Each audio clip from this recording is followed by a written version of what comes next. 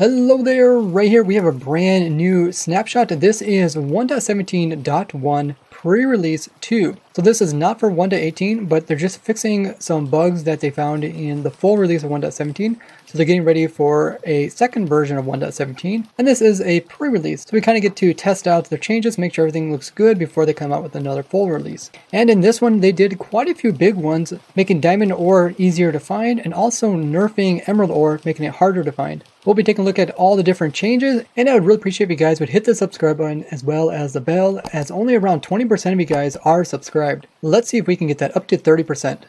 Now let's get into all the changes. They fixed a problem that pets of a player, which were given names, were not being logged correctly when they were being killed. So if we go ahead and kill this dog, it is my dog. So you can see in chat, it says my dog's name and it says who was the person that slain it. It even says the UUIDs of each of these. If you hover on top of it, it says it's a wolf.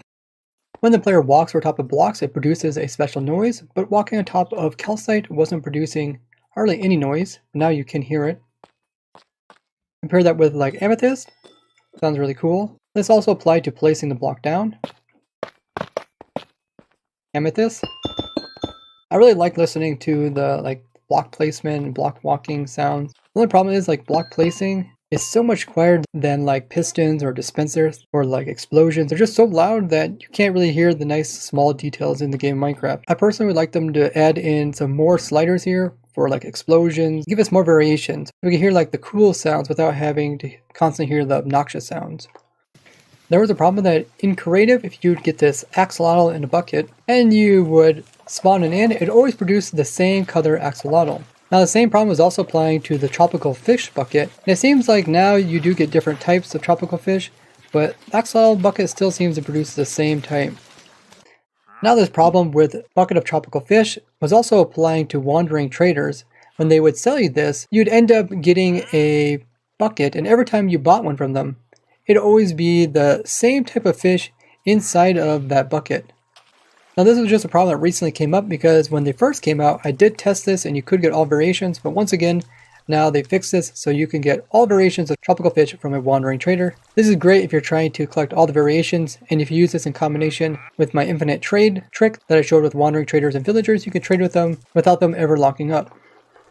Now the next thing they changed is this trick I showed way back in 1.14 when villagers came out with the new changes. And that is these villagers that are showing off the items that they want to sell are actually holding those items, and if you kill them with looting, in this case I have really high looting, they will have a chance of dropping it. And they're only showing this item because I have another player which is holding emeralds, and every time you show emeralds to them, they want to show you what they have to offer. So this guy here has two different first trades, and one of them is Enchanted Book for Infinity, which costs 5 emeralds. So if I go ahead and kill this guy right as he's holding the book, you can see he will drop it. And then we got a free infinity book from the villager without having to pay any emeralds whatsoever. Now this is a cool trick, but it's not as useful as you think. Also because it's really easy to change out the villager's trades to get the one that you want. And you can also lower down the prices so that it doesn't cost that many emeralds to purchase their items. And if you wanted to get something like diamond armor, you would actually have to waste a whole bunch of emeralds getting all the way down to the last trades where diamond are. And then you just end up killing it, losing all that progress,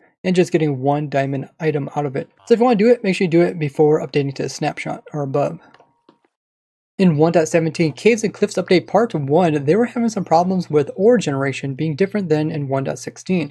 Now with this new version, even though it's called the Caves and Cliffs, they said they were going to leave the ore generation pretty much exactly the same as it was in 1.16.5. The first problem was that it was producing way more emerald ores than you were seeing in 1.16. Just in this little example here where I showed this tunnel bore off in the video where I covered all the different new farms from 1.16, we actually found 3 emerald ores in this very small stretch. Here you can see a screenshot of 1.16 versus 1.17. There is 15 more ores in 1.17 in this very same chunk and seed. So this was an unintentional thing, and they have now changed this so that emerald ores will be rare as they were before. So if you're trying to get these emerald ores, either the normal ones or the new deep slate ones, which are even rarer yet than the normal ones, be sure to collect them all in 1.17.0 before updating to 1.17.1. If you're wondering how to do this, I will link the video covering how to use this tunnel board to collect tons of those for your survival world, as they will be much more rare in the next full release of the version. And something I talked about in previous snapshot is that they could actually be discontinued in 1.18. I find this hard to believe, but based off what we know so far about 1.18, these ores wouldn't currently spawn in 1.18 generation. But that is still far away, so we'll see exactly what happens. Either way, be sure to collect a bunch of them before updating. Now, this wasn't the only problem with ore generation. Diamond ore was also spawning in different locations and amounts compared to 1.16. There are some cool graphs on the bug report illustrating this. You can see in 1.16, the amount of ores found at such a Y level is different than 1.17. So from 0 to 5, this is where there's bedrock, so there's not that many ores in the bedrock.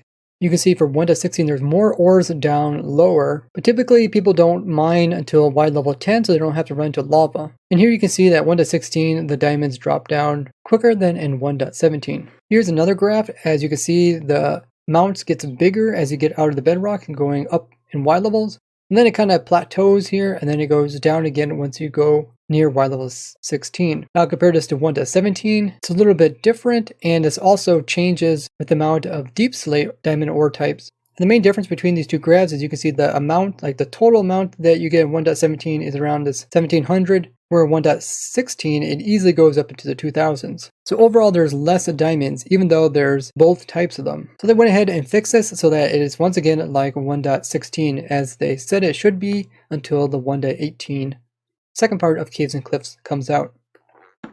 The next bug that they fixed was it was possible to not get some of your items cleared from inventory if you are throwing out items during the process of your inventory getting cleared. So now the /clear command will clear even items from stacks that are being thrown out. There was a weird problem to do with the player walking through flowing water would cause him to go in swimming mode and then constantly switch between swimming and standing mode. So those are all the changes for 1.17.1 pre-release 2, and just like I had a video covering everything that you should do before updating to 1.17.0, I will also be making another one of these videos specifically for 1.17.1, since there is so many big things that you could take advantage of before updating. So make sure you guys are subscribed. And if you enjoyed learning about the more technical things that are changed in 1.17, make sure to check out these other two videos where I cover cool things that you can still do in the Minecraft game. And I will be coming out with more videos showing tricks for 1.17. As always, if you come across any bugs while you're playing, be sure to report them to the bug tracker website. I would like to thank you guys for watching. I will see you guys in the next one. Bye bye!